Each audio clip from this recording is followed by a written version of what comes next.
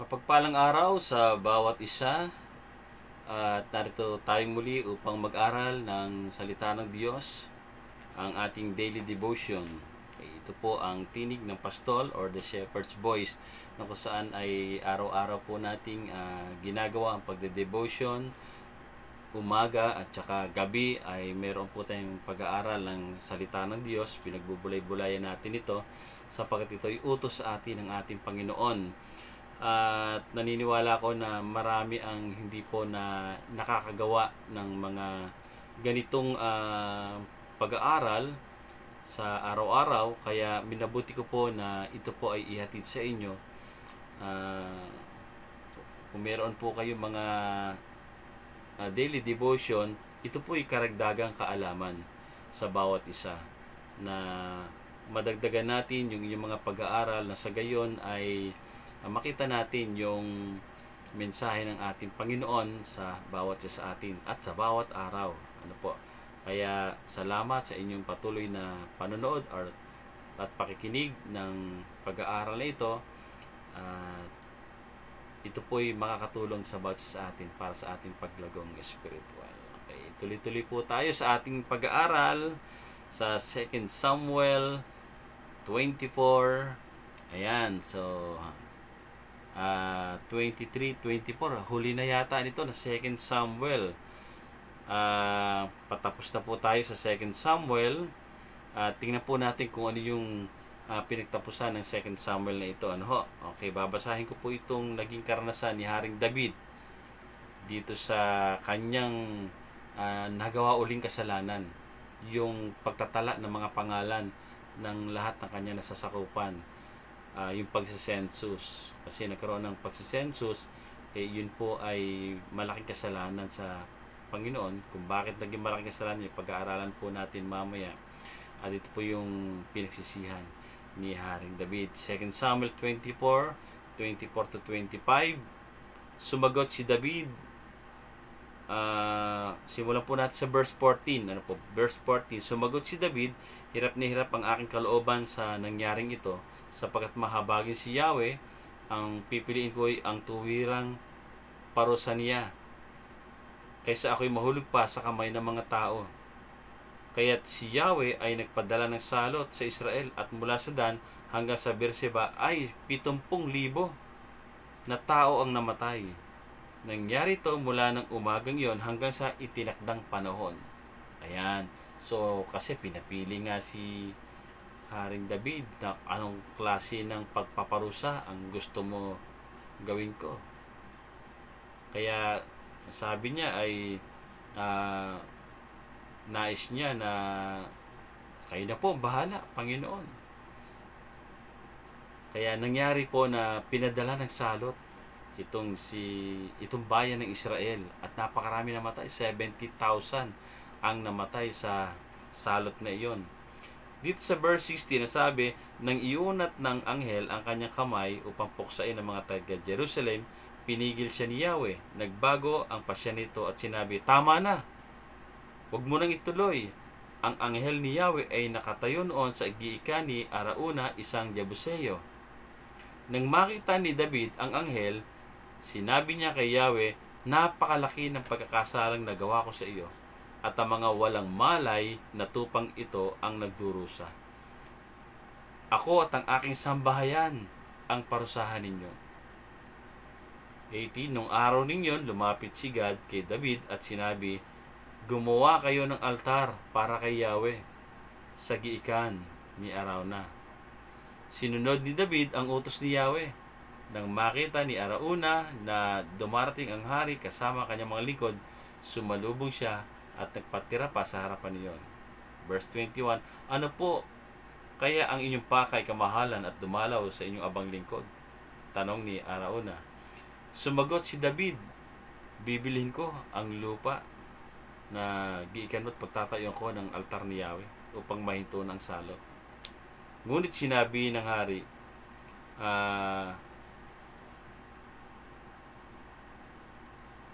sa verse 24, ngunit sinabi ng hari, hindi maaari babayaran kita sapagkat hindi ako naghahandog kay Yahweh.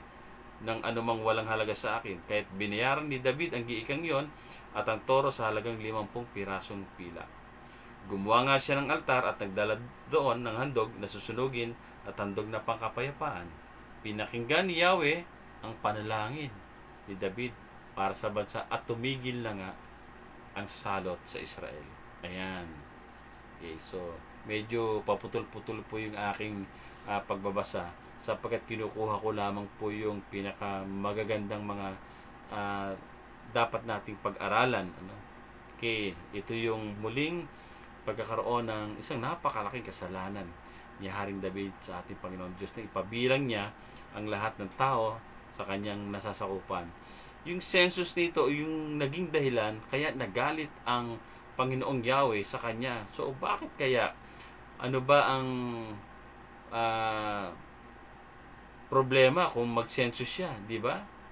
At least alam niya ang talaan kung ilan ang kanyang mga nasasakupan. So naging kasalanan nito dahil hindi naman kasi ito iniutos ng Diyos sa kanila. Yung pagkakaroon ng census ni David ay naging kasalanan dahil ito po yung pagpapakita ng kawalan ng tiwala sa Diyos. Alam niyo ba kung bakit? Dahil kapag binilang mo ang yung mga kawal, binilang mo yung mga tao mo, binilang mo sila lahat kung gaano kadami,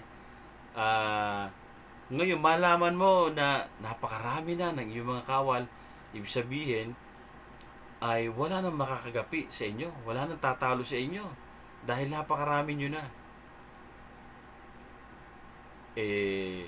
Ang depende mo na ando na sa kawal mo, hindi na sa Diyos. Dahil nung una, napakaliit ng bilang na kanyang kawal, nagtatagumpay sila dahil ang Diyos ang lumalaban sa kanya. Ngayon, ang pagtitiwala ni David ay mukhang naandoon na sa kanyang mga kawal. Kaya sabi niya, makakatiyak na ako ng tagumpay.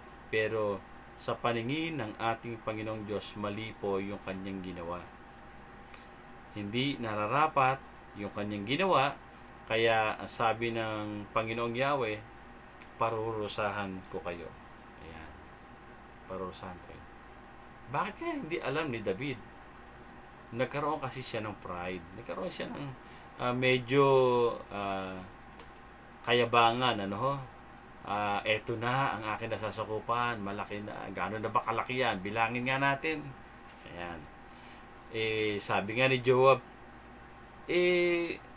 mahal na hari, hindi na po natin dapat na bilangin pa yan. Alam naman natin na tayo ay nagtatagumpay dahil sa Panginoon. So, alam ni Joab, pero hindi pa rin sumunod, no? Si David kay Joab. Kaya, ang ginawa ni Yahweh ay ang kanyang tuwirang pagpaparusa ni Yahweh. Kaya ang naranasan ng bansang Israel ay dumana sila ng napakahirap na kalagayan. Itong dalhan sila ng salot ng Panginoong Yahweh. Kaya naman halos maubos sila 70,000 ang namatay. Pero ang ginawa ni Haring David, nagpakumbaba siya at nanalangin, humingi siya ng tawad sa Panginoon. At sa habag ng Panginoon ay itinigil niya ang salot na ito noong si Haring David ay gumawa ng isang altar. At doon nanalangin. Napakalungkot ito sa buhay ni Haring David. Sinabi niya na nga na mabuti pa'y ang aking sambahayan na lamang ang pinarusahan kaysa sa mga taong walang kamalayan. Kaya nung inutusan siya ng Panginoong Yahweh na gumawa ng isang altar at doon ay maghandog at manalangin, ginawa ito ni Haring David. Sumunod siya sa Panginoon. At nang sinunod niya mga bagay nito, tumigil ang salot ng bayan. So, wala po ba kayo napapansin dito sa ating pinag-aaralan? Mukhang merong kahalintulad ang ating mga pag-aaral ngayon sa nangyayari sa ating bansa ngayon. Hindi ba sa panahon natin ngayon ay may ganoon din mga pangyayari? May mga salot tayong nararanasan. At marami na ang nagkakasakit, marami na ang namamatay dahil sa epidemya. So, hindi ko po sinasabing nagkasala ang ating hari. Ano? Hindi ko po sinasabing nagkasala ang ating presidente kaya meron tayong ganitong kalalang problema.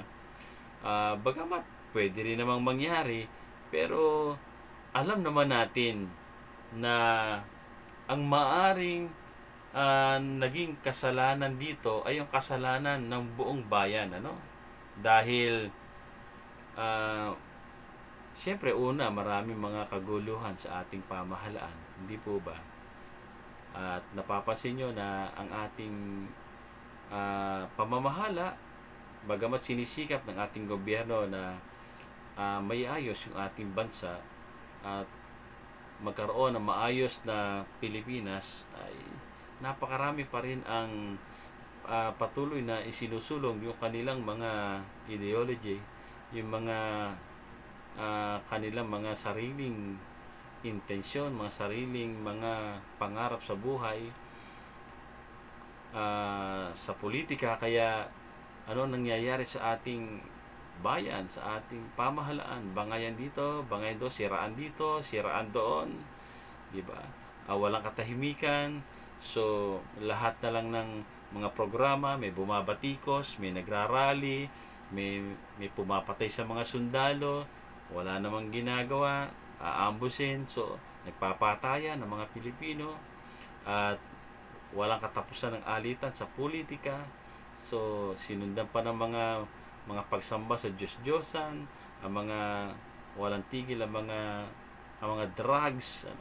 So ang dami mga kasalanan na nangyayari sa ating bayan. So kung ganito ang nakita ng ating Panginoon Diyos sa isang bayan na nagsasabing the only Christian nation all over Asia, yung sinasabing tayo ay Kristiyanong bansa, pero dito ang halos na napakaraming mga kasalanan na nagagawa ang tao, nakakalimot na sa ating Panginoon.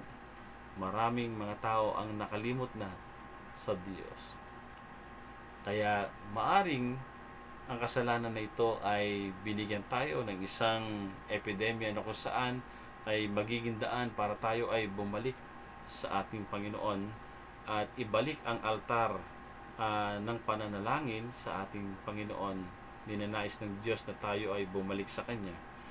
At sa mga kaguluhan na ito, alam naman natin na kikilos ang ating Panginoong Diyos sa mga ginagawa na yan ng mga tao.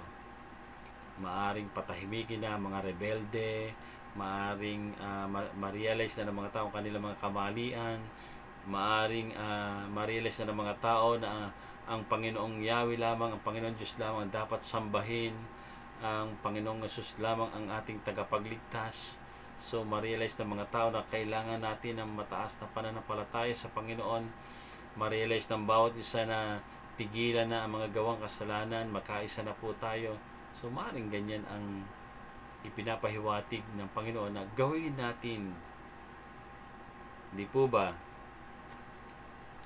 Maaaring ito isang panawagan ng ating Panginoon Diyos para magkaisa na ang ating bayan upang mawala na sumpa sa ating bayan.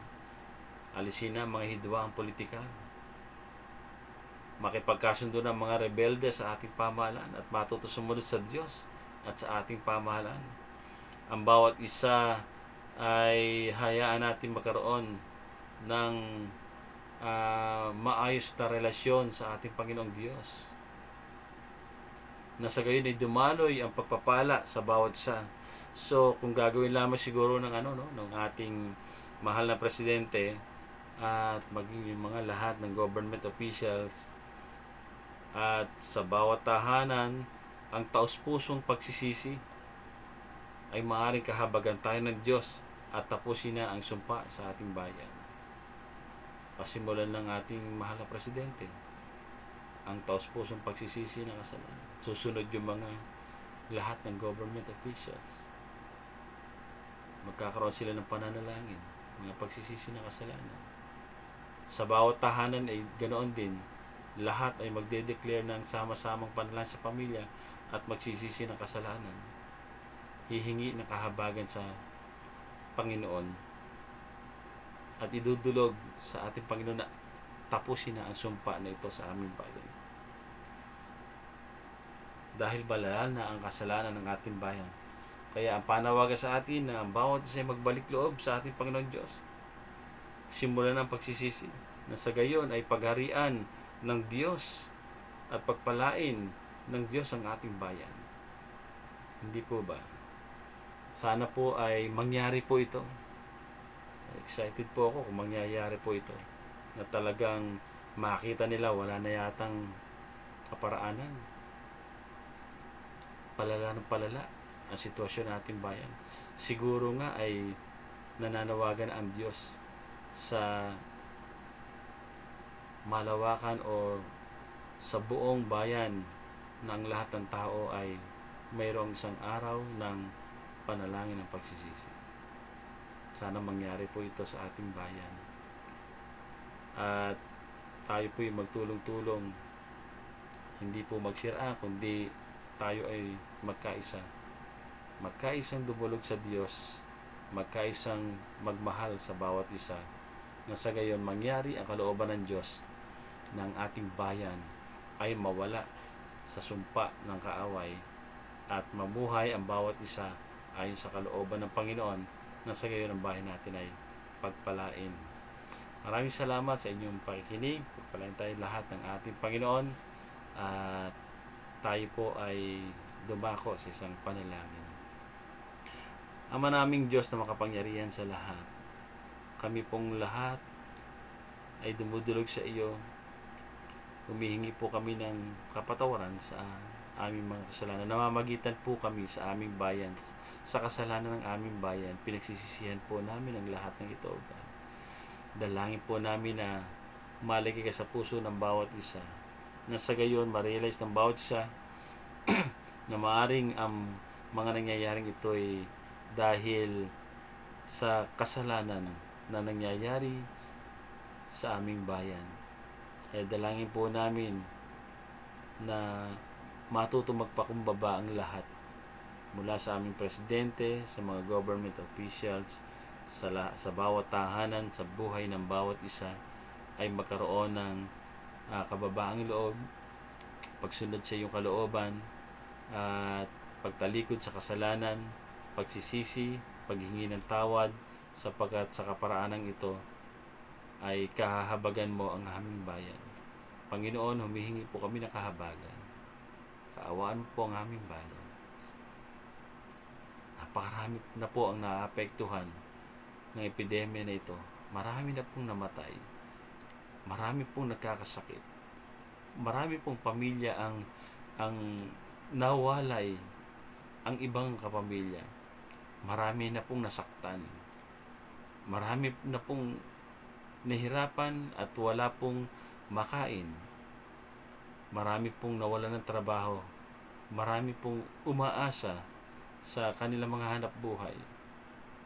Panginoon, maawa ka sa aming bayan. Kahabagan mo po, Panginoon, ng aming bayan.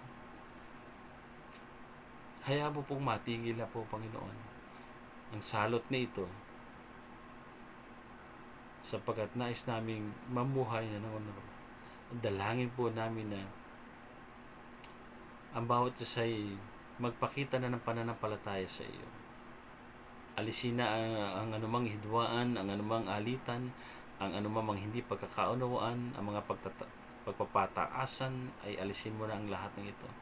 Alisin mo, O Diyos, ang lahat ng mga gawang kasalanan sa aming bayan, ang mga corruption, ang mga drug addiction.